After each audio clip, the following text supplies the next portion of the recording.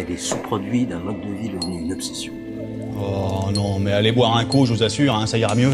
L'avenir nous appartient, et nous en ferons ce qu'on a décidé qu'on en ferait.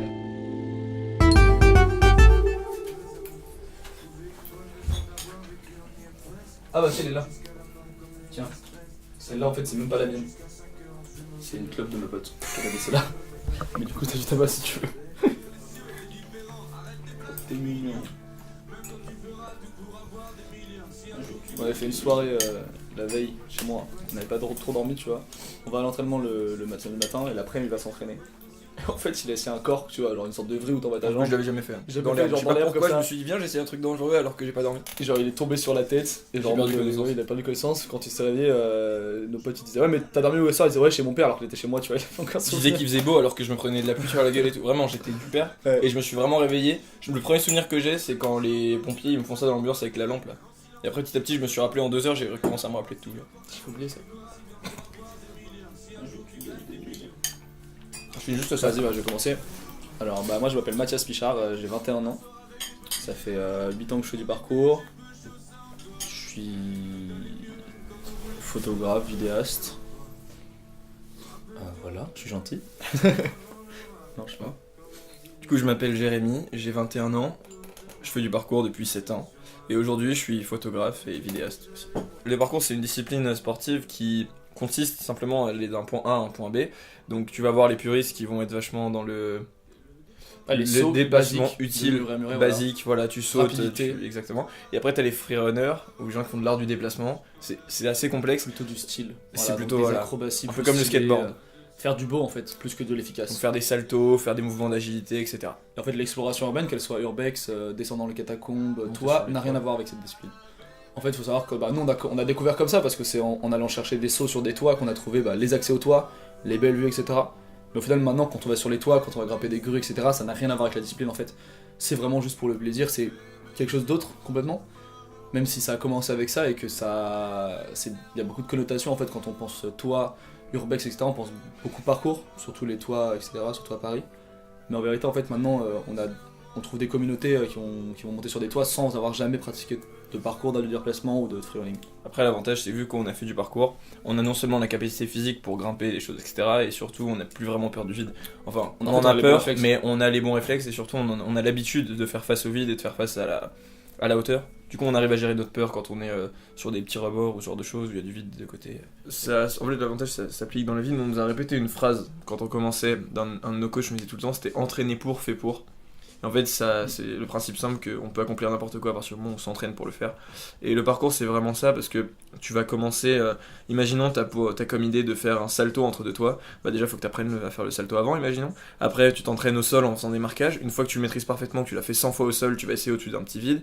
Après, tu vas peut-être essayer en atterrissant sur un truc en précision. Et une fois que tu maîtrises parfaitement le truc et ton corps, naturellement, la peur s'en va parce que tu connais. En fait, on a peur de l'inconnu. Quand tu commences à connaître quelque chose, petit à petit.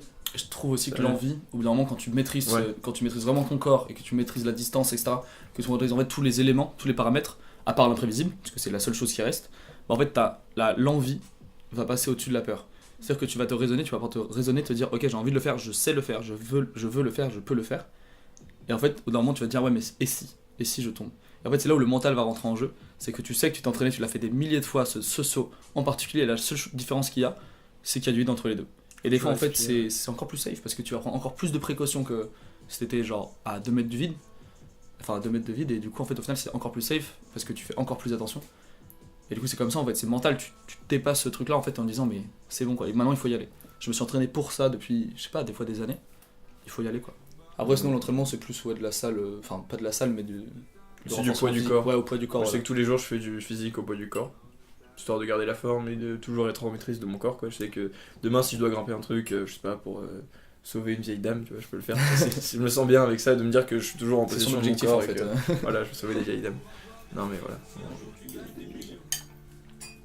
Vous étiez fait choper par les flics Ouais, des fois il y a des moments où on se fait courser et tout ça, ça arrive, hein, ça arrive. Après des fois il y a des mi-échecs, mi-réussites. Par exemple j'étais à Hong Kong là en décembre et on était dans un hôtel, on est monté avec des potes de là-bas et on a déclenché une alarme, mais c'était tellement beau qu'on s'est dit tant pis on monte. Du coup on est quand même monté, on a fait des super photos et tout, c'était une des plus belles vues que j'ai jamais vues de ma vie, mais à la fin on s'est fait cueillir par la police quoi.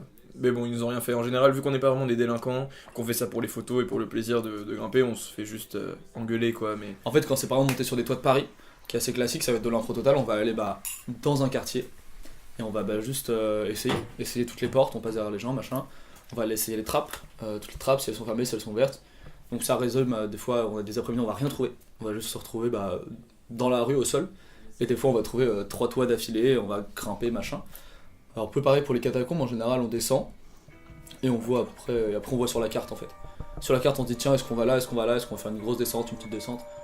Ma légende a menti, les gens m'applaudissent comme si j'étais doué. Dites-leur qu'au début, j'avais aucun talent.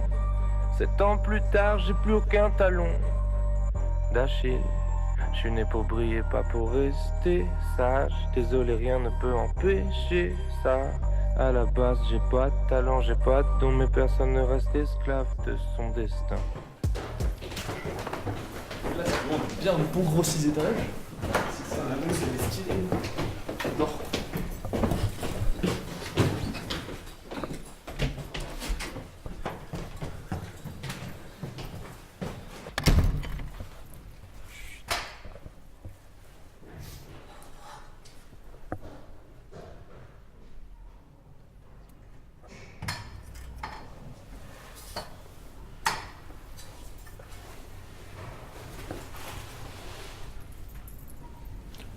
sur les côtés, il y a du. Ça, donc on entend en résonance.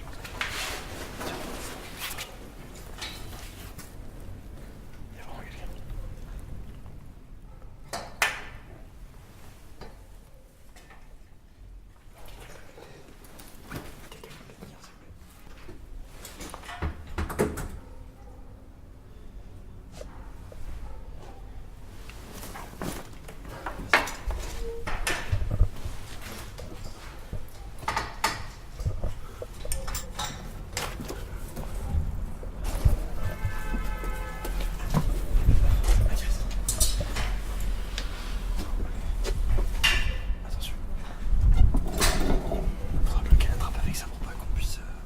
Sinon on est bloqué. Ça on peut la rouvrir. J'ai mis Mathilde, tu vois, sinon on est bloqué. Encore les Mathilde, mais bref. Ah, c'est sympa. Il y a peut-être un peu de vent, non? On peut se mettre derrière le truc.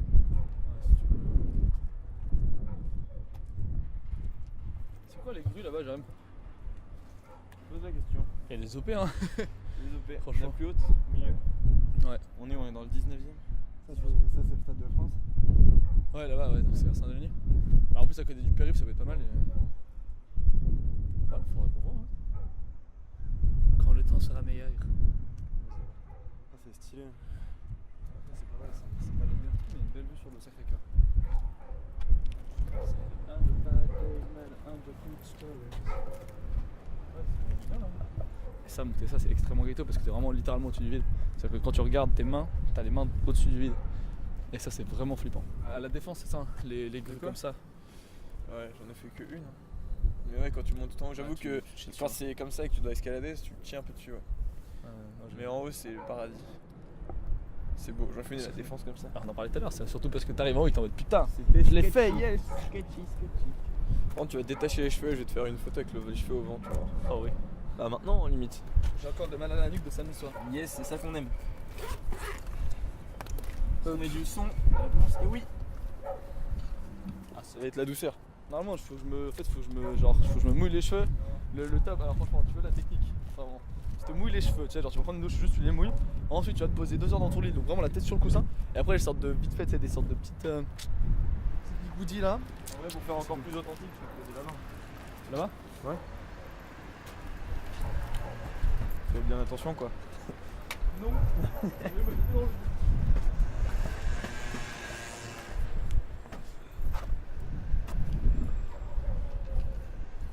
Tu t'asseoir? Attends, je m'attache les cheveux du coup. T'as déjà un semblant d'auréole. Ah, seulement, mais mec, février 8h du matin, t-shirt, moi j'ai des auréoles, gros, c'est tout. Tu ressembles à Obi-Wan Kenobi. Et Kenobi. Ah, Kenobi. Tu vois là-bas, c'est là-bas où j'ai niqué ta mère. Alors, yes, j'espère qu'on n'entend pas. Ah. Vas-y Mathias, regarde-moi par contre, fais pas ta pute. Mais fais mieux que ça là, et sois attitude. Sois comme ça, ouvre-moi ta chemise au vent, montre-nous tes pectoraux. Détache tes cheveux, je veux du vent sur tes cheveux là, c'est nul attaché. Non mec, attacher ça a trop de flow. Détacher ça a trop de flow. Secoue-les un peu pour qu'ils soient moins... Oh là là, mais... Je suis une algue.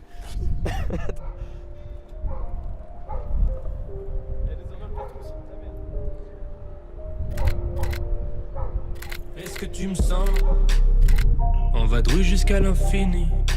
Chaque jour je paie le prix de la ville. On m'a dit que tout irait bien, mais j'ai quand même un mauvais feeling. On regrette jamais tant qu'on n'est pas mort. Non, mais juste on se dit des fois souvent, oh là, ça c'était peut-être un peu chaud. C'était peut-être un peu tendu. Moi, ce que je m'aperçois là, le plus ouf qui s'est passé, c'est l'amitié qu'on a liée. C'est beau ça. Ah, c'est beau, franchement, c'est stylé, hein, ça fait stylé là.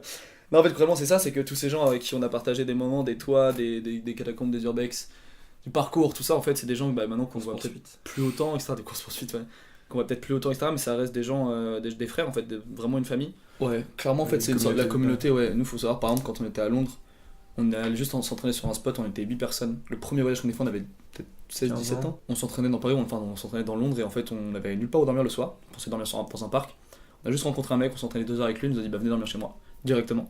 Moi je sais que ce soit à Hong Kong, à Copenhague, à Londres, en Suisse, enfin il y a énormément d'endroits où je suis allé et j'ai été hébergé par des mecs qui faisaient du parcours que je connaissais jamais, j'avais jamais vu avant, mais c'était des amis d'amis, et il y a tout de suite une espèce de confiance qui se fait par ce réseau en fait. Le propre de la discipline, c'est de sortir de son confort. Donc c'est pas seulement dans la discipline, mais dans sa vie en général, dans les projets personnels ou dans le confort.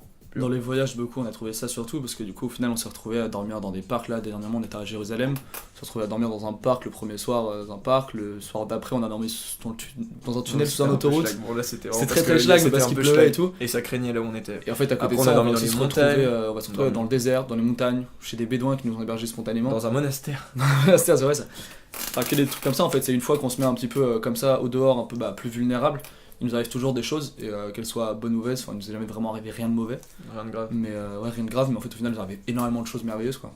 Ouais. Alors, en fait, au final, on se retrouve devant des vues, on a des sensations qui sont tellement hors normes, et qu'on a tellement pas l'habitude d'avoir aujourd'hui dans notre société que juste en fait, ça nous lie. Moi, je pense vraiment aux toits de Paris, quand on arrive sur des grues, des trucs où on a galéré, des toits, des immeubles, des trucs vraiment où c'était vraiment ghetto, et on arrive en haut et tu vois la vue de Paris sous tes yeux, quoi, c'est magnifique. Plus tu galères, plus c'est beau. Si tu payes pour aller à un rooftop et que tu regardes la vue de Paris, tu l'apprécieras 100 000 fois moins que si tu galères à monter en passant à un endroit où personne n'est jamais passé et t'as ta propre vue à toi, quoi. Puis au final, même tu t'arrives en haut et puis en fait tu gueules, t'es là, t'es content, tu prends tes potes dans les bras. Et alors vous êtes tous là en mode putain, mais ouais, c'est beau, c'est beau les gars, c'est beau, c'est magnifique. Et juste tu profites, et en fait tu réfléchis plus trop à ce qui s'est passé avant, ce qui s'est passé après, juste t'es là avec tes potes devant une vue de bâtard. Voilà. Moi qui pense beaucoup, ça m'aide beaucoup. Qui pense beaucoup, ça m'aide beaucoup des fois à être dans l'instant, quoi. Genre grâce à ça, j'arrive à me dire ok, le passé on s'en fout, le futur on s'en fout, soit ici et maintenant et regarde ça, genre c'est magnifique. Franchement, les plus belles vues que j'ai vues de ma vie, c'est lié à ça concrètement. Les crimes, les guerres, le passé, c'est pas mon problème, mais la suite si. Je viens de naître, j'ai rien demandé, mais je vais me faire plaisir maintenant que je suis ici.